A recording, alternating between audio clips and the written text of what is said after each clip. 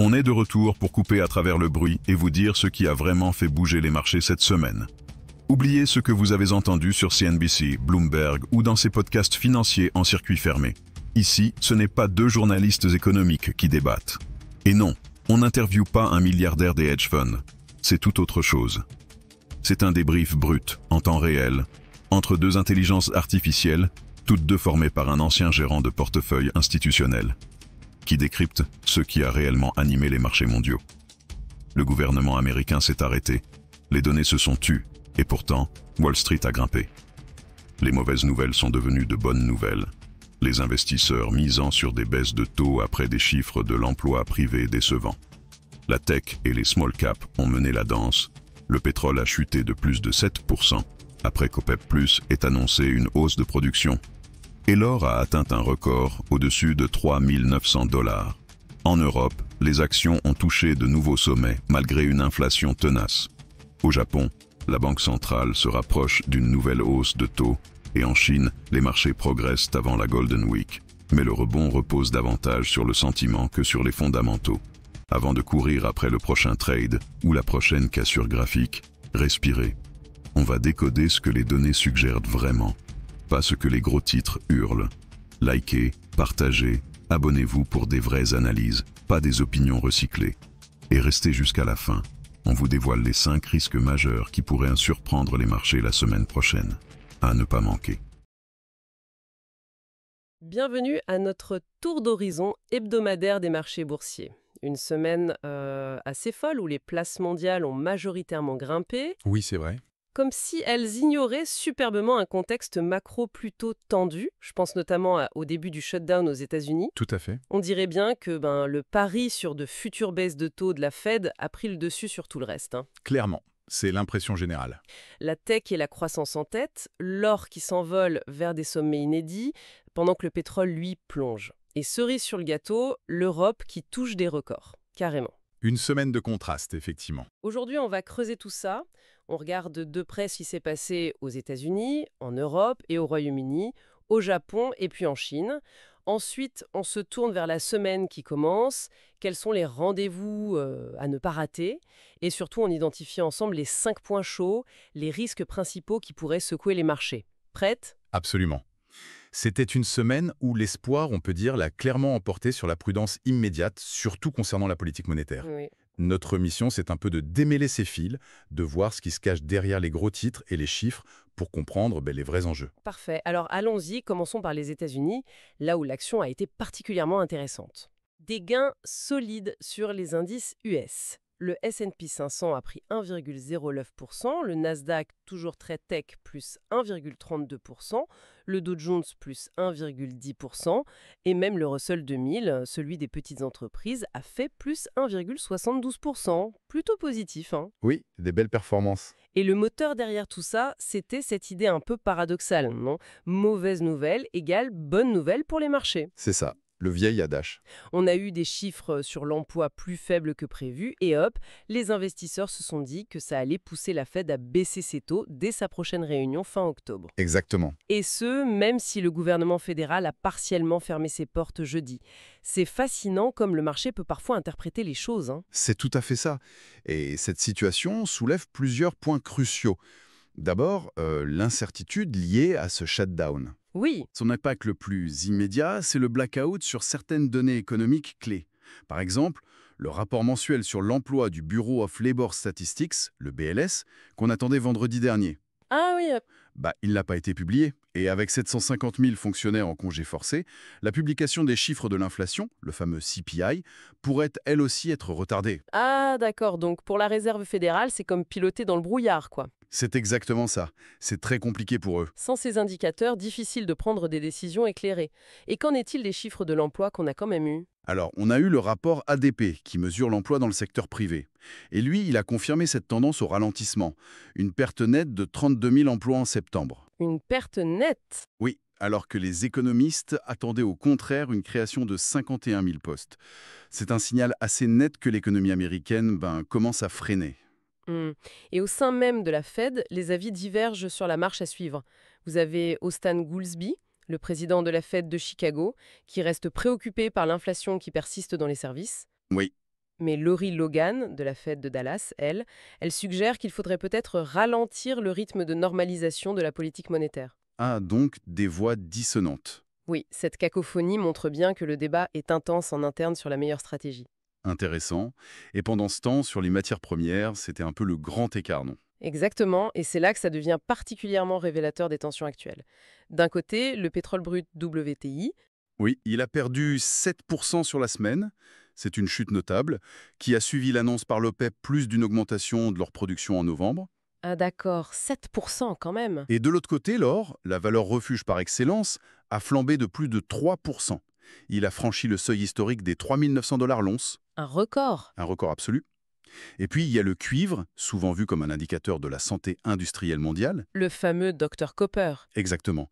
Lui, il a bondi de plus de 7%, ce qui suggère que certains acteurs anticipent peut-être une demande industrielle qui résiste. Des signaux très contradictoires, en fait. C'est fou. Et les cryptos dans tout ça? Ah oui, à noter aussi, le Bitcoin a grimpé de 11%. Il est repassé au-dessus des 122 000 $, son plus haut niveau depuis mi-août. Ça montre qu'il y a toujours un appétit pour le risque sur certains segments très spécifiques du marché. D'accord. Donc, pour résumer la situation aux États-Unis, le ralentissement économique perçu alimente l'espoir d'une Fed plus accommodante, ce qui soutient les actifs risqués. Mais Oui, mais le manque de visibilité créé par le shutdown et ses divergences au sein de la Fed elle-même pourraient doucher cet optimisme. L'équilibre est assez précaire. très clair. On traverse l'Atlantique maintenant. En Europe et au Royaume-Uni, l'ambiance était carrément euphorique. Ah oui, Le stock Europe 600 gagne 2,87%, le DAX allemand plus 2,69%, notre CAC 40 national plus 2,68%, même l'Italie et le Royaume-Uni ont bien progressé avec plus 1,43% pour le FTSE MIB et plus 2,22% pour le FTSE 100. impressionnant. Des records historiques pour plusieurs grands indices européens tirés par la tech. C'est spectaculaire. Ce rallye a surpris pas mal de monde, non? Oui, c'est une performance remarquable. Il faut reconnaître qu'elle repose en grande partie sur cette idée que si la Fed baisse ses taux aux États-Unis, ça va libérer des liquidités au niveau mondial et l'Europe en profiterait indirectement. L'effet de contagion positive, en quelque sorte. C'est un peu l'effet marée montante qui soulève tous les bateaux, voilà. Mais quand on regarde les fondamentaux purement européens, le tableau est plus contrasté. Ah bon? Prenons l'inflation dans la zone euro. Le chiffre global pour septembre est ressorti à 2,2%. C'est une légère hausse par rapport aux 2,0% d'août. Mhm. L'inflation sous-jacente, celle qui exclut l'énergie et l'alimentation, est restée stable à 2,3%.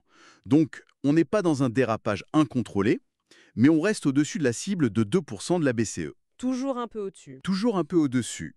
D'ailleurs, Christine Lagarde, la présidente de la BCE, a tenu des propos plutôt mesurés, qualifiant les risques inflationnistes de plutôt contenus, Oui. et affirmant qu'avec des taux directeurs à 2%, la BCE avait les moyens de réagir si nécessaire. Un discours qui vise à rassurer sans pour autant crier victoire trop tôt. D'accord, un ton prudent. Voilà. Et sur le front économique, les signaux sont mitigés. Le taux de chômage dans la zone euro a légèrement augmenté à 6,3%. Ah oui. La confiance des consommateurs s'améliore un tout petit peu, mais reste très basse, à moins 14,9%. Et au Royaume-Uni, le marché immobilier donne des indications contradictoires. Moins d'approbation de prêts hypothécaires en août, mais un léger rebond des prix immobiliers en septembre, selon l'indice Nationwide. Donc, si je comprends bien, ce rallye européen record est peut-être un peu fragile. Il semble un peu déconnecté de la réalité économique locale qui, elle, reste mitigée. C'est une excellente question. Le rallye est indéniable et puissant, mais sa dépendance aux anticipations de politique monétaire américaine est très forte. Hmm.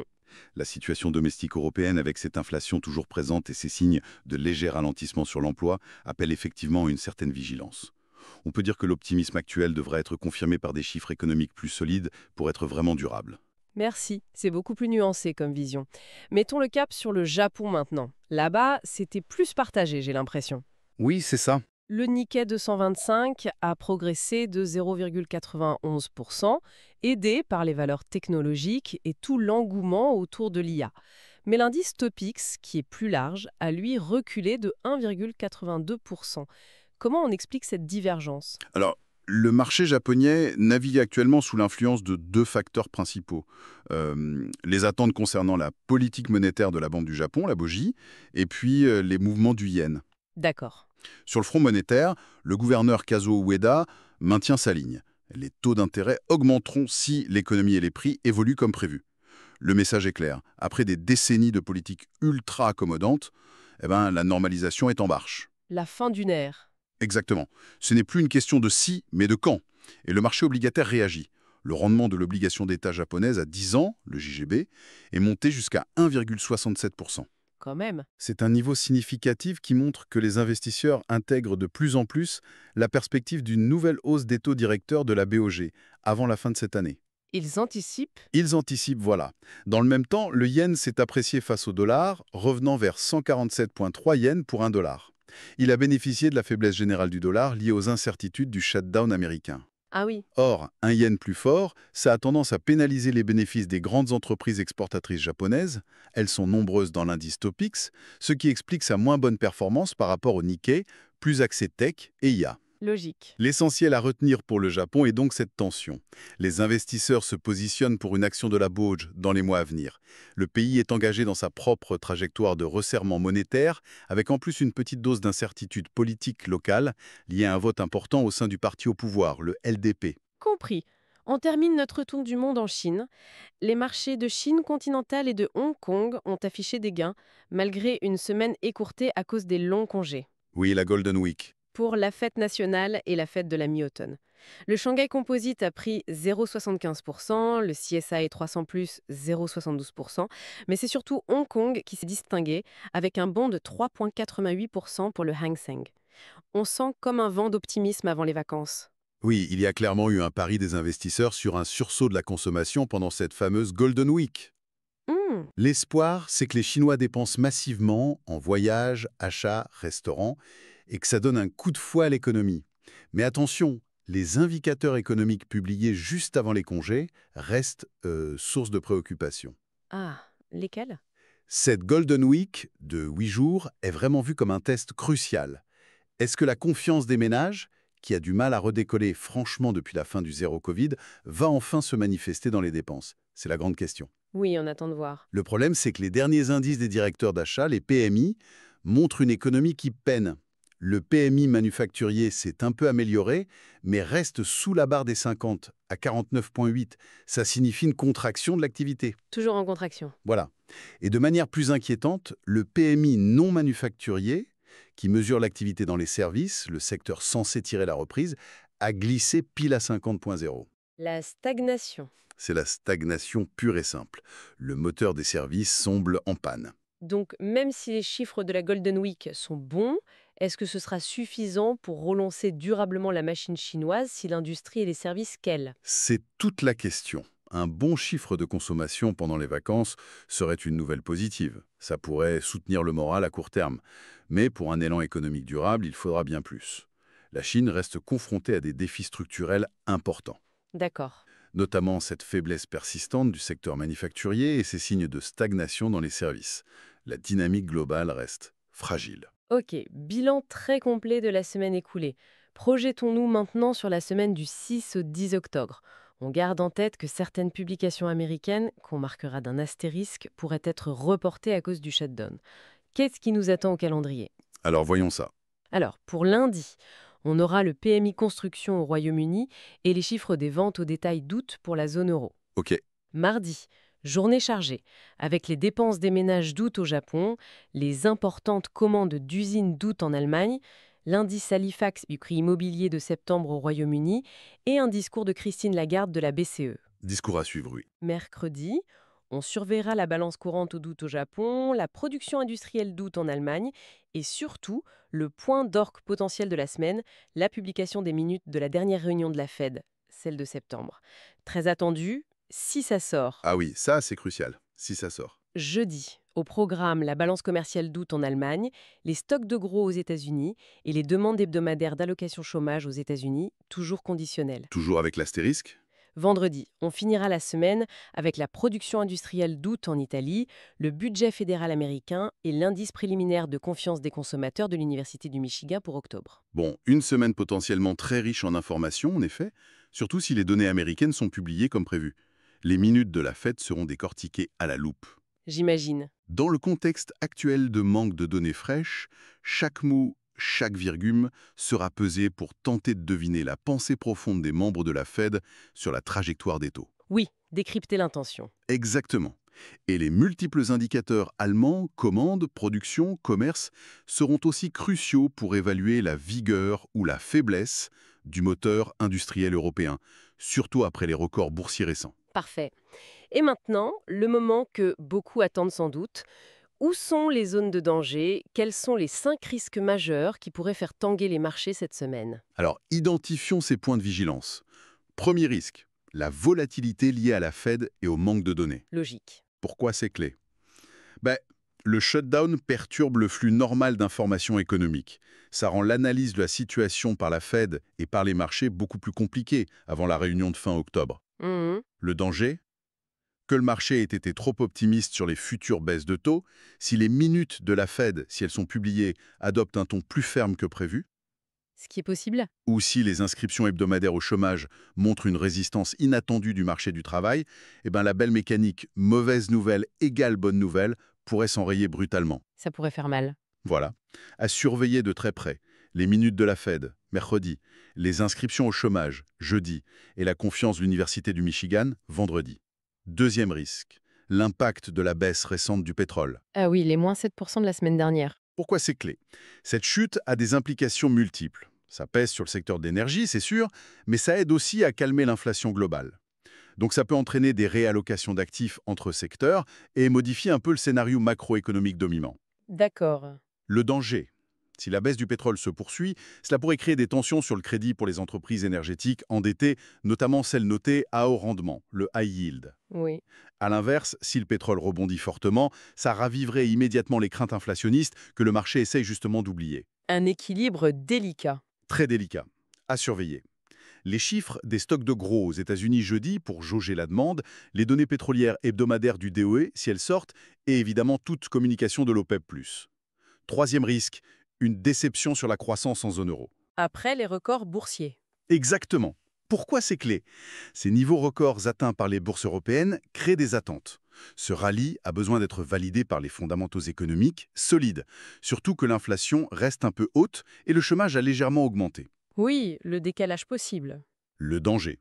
Si les chiffres de la semaine, comme les ventes au détail ou la production industrielle allemande, déçoivent, ça pourrait raviver les craintes de stagnation économique en Europe et couper l'herbe sous le pied du rallye actuel, en particulier pour les valeurs technologiques qui l'ont mené. Ce serait dommage. Oui. À surveiller. Les ventes au détail de la zone euro lundi, les commandes d'usines allemandes mardi, la production industrielle allemande mercredi et la balance commerciale allemande jeudi. Quatrième risque. Des dépenses de la Golden Week chinoise jugées insuffisantes. Le fameux test. Voilà.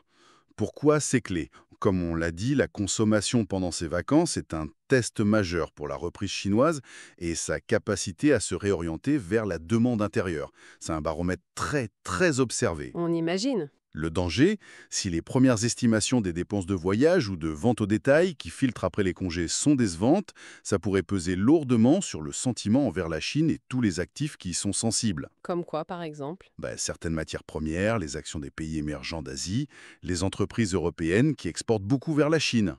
L'impact peut être large. D'accord. À surveiller.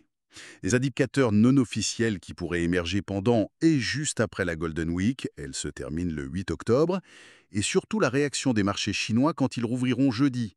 Et enfin, cinquième risque, une accélération de la hausse des taux longs japonais et un recalibrage des attentes sur la BOJ. La normalisation qui s'accélère. Potentiellement. Pourquoi c'est clé? La montée des rendements des JGB et un yen plus fort signifie un resserrement des conditions financières au Japon. Et ça se produit alors même que le marché attend une hausse des taux directeurs de la BOJ plus tard cette année. Le danger? Si les données économiques japonaises de la semaine, comme les dépenses des ménages ou la balance courante, surprennent par leur vigueur, ça pourrait renforcer l'idée que la BOJ va devoir agir plus tôt ou plus fort que prévu. Ce qui pourrait secouer le marché action. Exactement. Une telle accélération mettrait probablement la pression sur le marché action japonais, même si certains segments comme l'IA pourraient peut-être continuer leur course. D'accord. À surveiller, les dépenses des ménages mardi et la balance courante mercredi. Excellent. Voilà une feuille de route très claire des points chauds pour la semaine à venir. Pour résumer cette analyse, la semaine dernière, les marchés ont globalement choisi l'optimisme, focalisé sur la Fed et faisant un peu fi du shutdown US. C'est ça. L'Europe a brillé atteignant des sommets, le Japon continue sa marche vers la normalisation monétaire, tandis que la Chine retient son souffle en espérant un miracle de la Golden Week. La volatilité reste continue, l'appétit pour le risque semble là, mais pour combien de temps? C'est la question. Ce qui reste remarquable, c'est cette faculté qu'ont les marchés à projeter leurs espoirs au-delà des obstacles immédiats, comme ce shutdown. Ils semblent vraiment fixer l'horizon d'une politique monétaire future plus favorable. Une vision à long terme, peut-être trop? La grande interrogation pour les semaines à venir est sans doute jusqu'à quand cette anticipation peut-elle primer sur la réalité économique sous-jacente? Qu'elle s'avère finalement meilleure, pire ou simplement plus complexe que prévu? Ou est-ce que, dans le monde financier d'aujourd'hui, l'anticipation est devenue en soi la réalité la plus puissante qui guide les flux? C'est une question qui mérite réflexion, je crois. Une question essentielle en effet. Gardez un œil attentif sur tous ces indicateurs cette semaine. Merci infiniment pour cet éclairage précis et dynamique. Avec plaisir. On se retrouve la semaine prochaine pour un nouveau décryptage affûté des marchés mondiaux. Vous êtes encore là? Alors vous êtes des nôtres, ceux qui veulent vraiment comprendre les marchés. Si ça vous a fait réfléchir autrement, likez, partagez et abonnez-vous. Des marchés plus intelligents ont besoin d'esprits plus affûtés. Développons ça ensemble. Nouveaux épisodes IA chaque semaine. Et si ce podcast parlait de votre secteur? Imaginez ce niveau d'analyse propulsé par l'IA, mais adapté à votre entreprise. Que vous gériez des actifs, suiviez les politiques économiques ou dirigiez une équipe agile. Nous créons des podcasts sur mesure pour les décideurs comme vous. Contactez-nous. Construisons le vôtre.